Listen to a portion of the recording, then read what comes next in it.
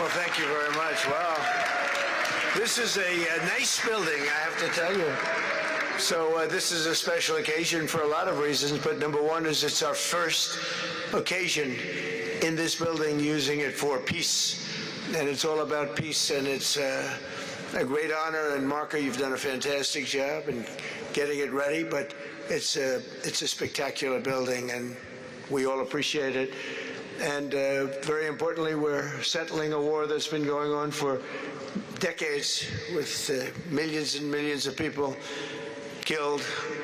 And these two gentlemen spent a lot of time backstage talking to each other, and over at the Oval Office. We were at the Oval Office together. It was beautiful.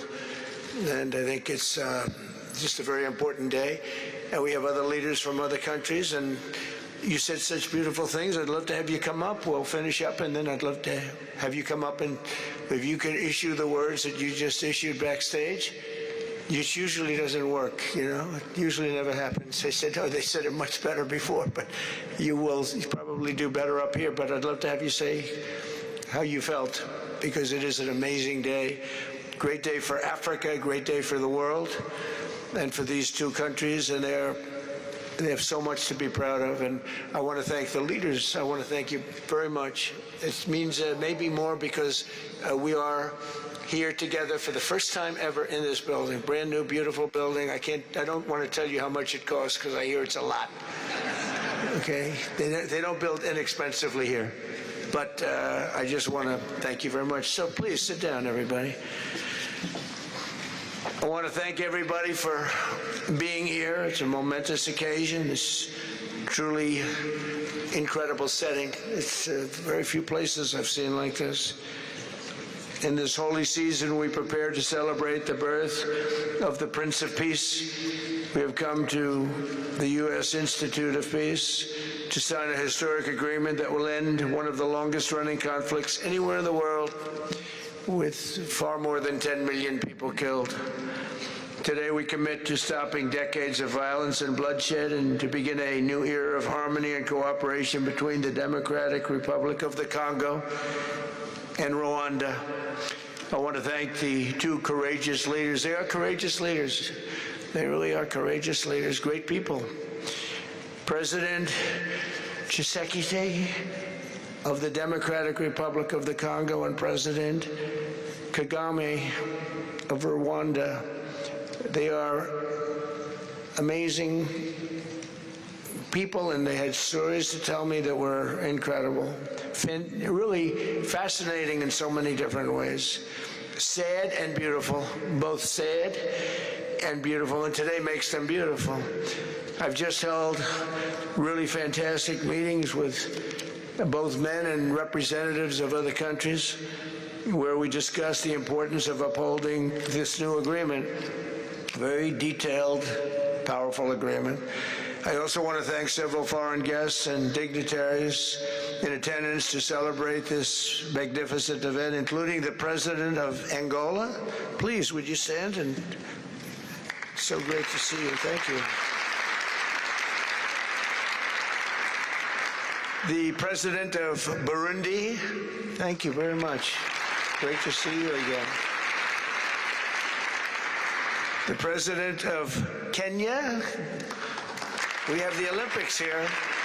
You know, they do very well in the Olympics, those runners. I don't know what the heck you do with those runners, but they are very good.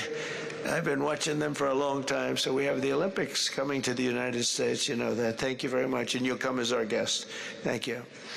And the President of the Council of Ministers of Togo. Thank you. Thank you very much. The Vice President of Uganda.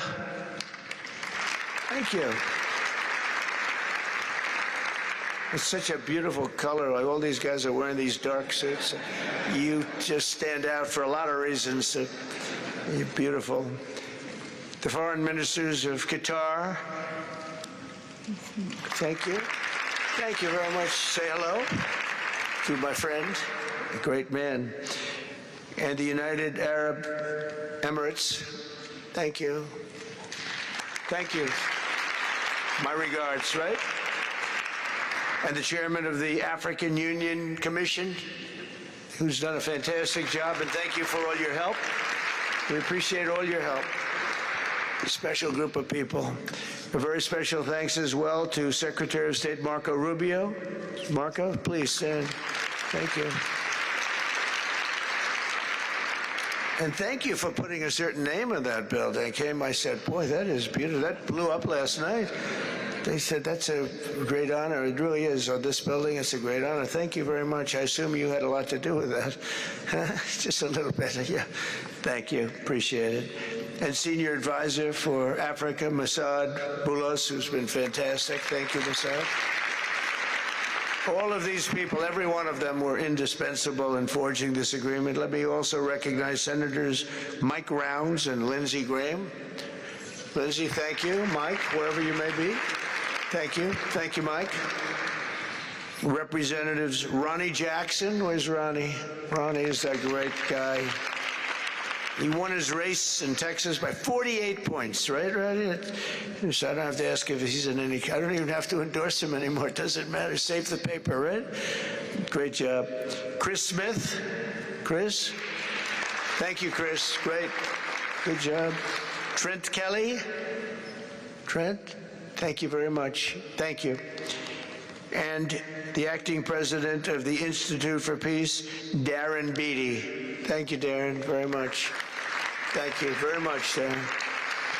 For more than 30 years, one of the worst conflicts on earth has been raging in eastern Congo. Millions and millions of people have been tragically killed, went on forever, and countless more have been displaced from their homes. Families have been destroyed. It's been a disaster. Many administrations have tried, but probably not too hard, knowing who preceded me. But they tried. It says they've tried, but we tried harder to end this conflict. But they've accomplished, obviously, they accomplished very little because the killing went on at levels that just got worse and worse.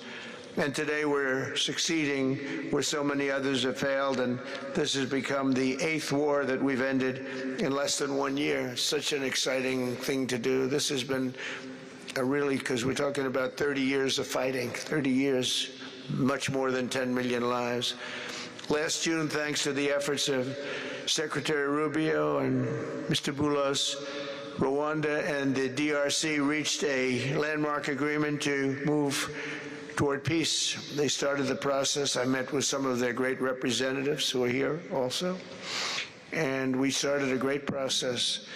The compact we're signing today, which will be known as the Washington Accords, everybody sort of liked that name, formalizes the terms agreed to in June, including a permanent ceasefire, the disarmament of non-state forces, provisions for refugees to return to their homes, and justice and accountability for those who have committed illegal atrocities. Very importantly, this agreement also creates a new framework for economic prosperity. There's tremendous wealth in that beautiful earth. It's beautiful earth, but it was stained badly with blood, tremendous amounts of blood. But in the region that will support a lasting peace, and the Democratic Republic of the Congo and Rwanda have agreed to more closely integrate their economies with each other rather than fighting, and they'll be doing that. And these two gentlemen are very smart, and I think they liked each other a lot. I spent time with them. I think they liked some people may be surprised. I really do. I think they've spent a lot of time killing each other, and now they're going to spend a lot of time hugging, holding hands, and taking advantage of the United States of America economically like every other country does. So they're going to do very well, but they do have some very valuable things. They're going to have a lot of money and a lot of success, and I think they're going to get along really well, so I hope so. Thank you very much. Look at them. Look at the way they love each other. Thank you. So I have a lot of confidence in both leaders. We'll keep these commitments. I know they're going to keep them and follow through on the agreement and create a much brighter future for the people of their countries. And they're heroes within their countries because of today. And this is a big story. And So much is being written and said. All of the newscasts have it at the top of the list. And they are heroes, and we want to keep it that way. Today, the United States is also signing our own bilateral agreements with the Congo and Rwanda that will unlock new opportunities for the United States to access critical minerals and provide economic benefits for everybody. And we'll be involved. We're sending some of our biggest and greatest companies over to the two countries, and we're going to take out some of the rare earth and take out some of the assets and pay, and everybody's going to make a lot of money. These are just two of the many new agreements related to mineral supplies that my administration has achieved this year, including with Australia, Japan, Kazakhstan, Malaysia, South Korea, and many other countries.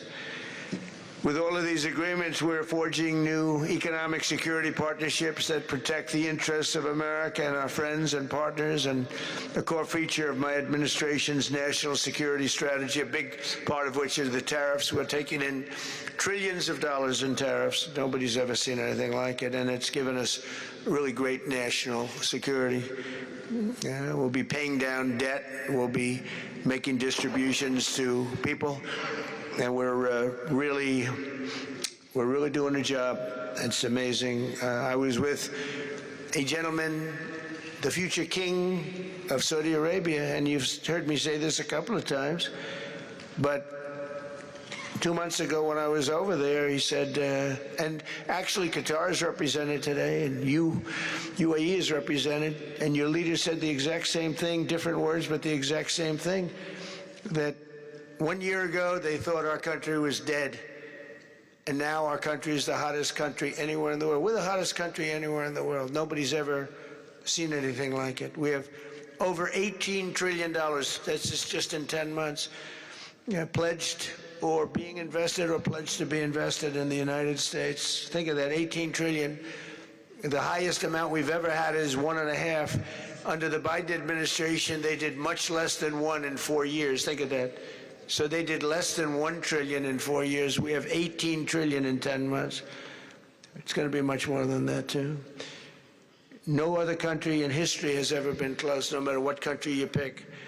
So I want to thank you again, everybody, for your great vision, and I want to thank the people, especially the people that we named. Some of the others that unfortunately we didn't name, we just couldn't do that. But for your vision and for your courage, because it's made it possible to begin healing old wounds and transcending past differences and creating a future where every child of God can live in dignity, prosperity, and peace. And these are two very good men, and they're two potentially very strong countries. I'd like to now invite President Kagame to come up and say a few words. It's Rwanda.